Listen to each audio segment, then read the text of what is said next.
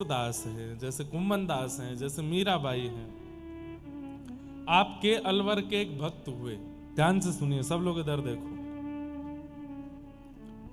उन्होंने जीवन में कभी भजन नहीं किया था, जीवन में कभी नाम जप नहीं किया था, उन्होंने जीवन में कभी ठाकुर जी का बहुत दर्शन लाभ आदि कुछ नहीं किया था। लेकिन एक दिन पता नहीं क्या हुआ, कहीं कथा वो सुन रहे थे, तो कथा आदि में वो जाते थे, ऐसे कि निमंत्रण मिला है तो 5 मिनट मुंह दिखाई के लिए जाते थे। तो एक बार कहीं कथा चल रही थी अलवर में, तो वो गए। सत्य घटना है, बहुत ध्यान से सुनिएगा। कथा में जैसे ही पहुंचे तो जाकर के उन्होंने कोई प्रसंग सुना, और वो प्रसंग उनको इतना अच्छा लगा कि वो पहली बार जीवन में ठाकुर जी के लिए रोए। तो उन्होंने व्यास जी से कहा कि मैंने जीवन में कभी भजन नहीं किया, कोई तीर्थ यात्राएं नहीं की, मैंने कभी कोई साधन नहीं किया, पर आज मैं इतना भावुक कैसे हो गया। ये चरित्र जो आपने सुनाया, ये कहाँ का चरित्र है, ये किसने इसकी रचना की है? तब व्यास जी ने बताया ये भक्तमाल जी हैं, और ये भक्तमाल जी की रचना श्री नाभा जी ने की है, उन्हीं की टीका श्री प्रियादास जी ने की, और वो प्रियादास जी आज भी जयपुर में विराजमान है, उन व्यास जी ने बताया। तब वो सेठ जी जयपुर गए और श्री प्रियादास जी से मिले, और प्रियादास जी से कहा वो जो आपने ग्रंथ लिखा है भक्तमाल, वो मुझको दे दीजिए। प्रियादास जी बोले ऐसे कैसे दे दें, हमने इतनी मेहनत करके लिखा है।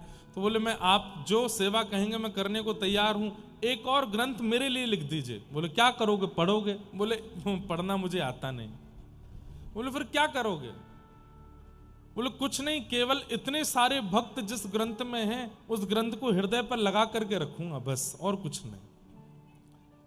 तो प्रियादास जी को इतना अच्छा लगा कि उन्होंने वो ग्रंथ लिखा और लिख करके उन सेठ जी को दे दिया। सेठ जी ने आकर के अलवर में उस ग्रंथ को अपने बच्चों को दिखाया और कहा कि देखो, संपत्ति तुम्हारे नाम कर दूंगा, इतना बंटवारा कर दूंगा, ये सब तुम्हारे नाम सब लिख करके चला जाऊंगा, बस मेरी एक अंतिम इच्छा पूरी कर देना। बोले क्या? जब मेरे प्राण निकलने वाले हों, बाहर कहीं प्राण निकलेंगे तो मुझे पता नहीं, लेकिन अगर स्वाभाविक बिस्तर पर प्राण निकल रहे हों तो बस प्राण निकलते समय ये ग्रंथ मेरे हृदय पर रख देना। बच्चों ने कहा आप ऐसी बात क्यों करते हैं, अभी तो बहुत आयु है आपकी। बोले कि बस मैं बता रहा हूं, ये मेरी अंतिम इच्छा है। जीवन में कोई साधन नहीं, कोई भजन नहीं, कोई कीर्तन नहीं किया। 10-15 वर्ष बाद जब उनका अंतिम समय आया तो सारे बच्चे आकर के घेर लिए। कंठे गुरगुरायते, कंठ से गुर गुर आवाज होती है जब व्यक्ति की मृत्यु होती है, वो बोल नहीं पाता।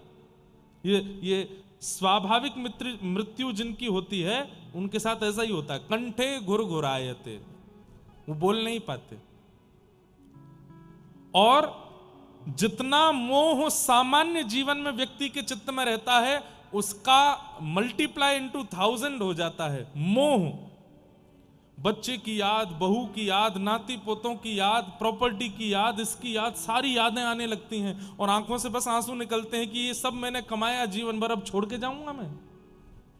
इतना भयंकर मोह हो जाता है मृत्यु के काल में, और उस मोह की बढ़ने के कारण ठाकुर जी की स्मरण नहीं हो पाता।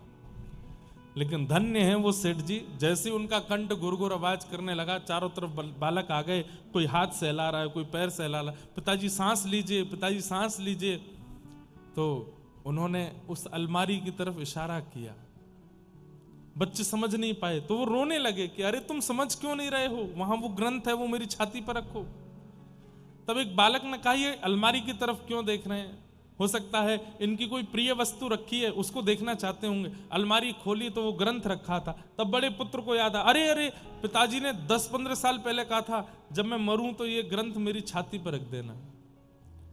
जैसे ही वो ग्रंथ भक्तमाल जी का उन सेठ जी के हृदय पर रखा,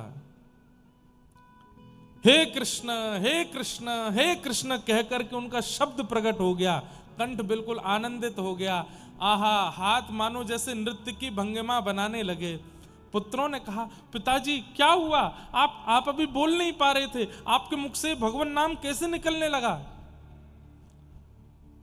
उनके नेत्र सजल हो गए, बस हाथ जोड़ के चारों ओर देख रहे हैं। बोले पिताजी कौन दिख रहा है?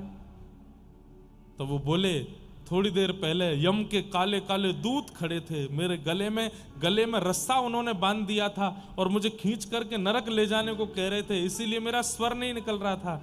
लेकिन ये ग्रंथ मेरे चित्त पर रखते ही वो यम के दूत अंतर ध्यान हो गए। बोले अब कौन है? बोले भक्तिमती मीराबाई खड़ी हैं, सूरदास खड़े हैं, कुम्मन दास खड़े हैं, गोस्वामी तुलसीदास जी महाराज खड़े हैं, फिर हरिवंश महाप्रभु खड़े हैं, स्वामी श्री हरदास जी महाराज खड़े हैं, नरसिंह मेहता खड़े हैं, सारे भक्त मेरे चारों ओर खड़े हैं। और क्या कह रहे हैं? अरे सखी चल हमारा हाथ पकड़ तो को निकुंज में लेकर के चलें, प्रिया प्रियतम तेरी प्रतीक्षा कर रहे हैं। बच्चों अब मैं जा रहा हूं, तुम लोग अपना ध्यान रखना और प्रयास करना। मैंने जीवन में भक्तमाल पढ़ा नहीं, केवल चित्त पर रखा, तो ऐसी मृत्यु हो रही है। तुम पढ़ोगे, तुम सुनोगे तो तुम्हारी कैसी मृत्यु होगी, तुम विचार कर लेना। और ऐसा कहकर के भक्त समूह अलवर में एक साथ इतने सारे भक्त प्रकट हो गए और उन सेठ जी को अपने साथ लेकर के निकुंज में पहुंच गए, जहां श्री प्रिया प्रियतम दोनों अपने भक्तों के साथ विहार करें, वो निकुंज है। ऐसी श्रीमद् भक्तमाल, ऐसी श्रीमद् वाल्मीकि रामायण, ऐसी महाभारत की कथा, ऐसी श्रीमद् भागवत की कथा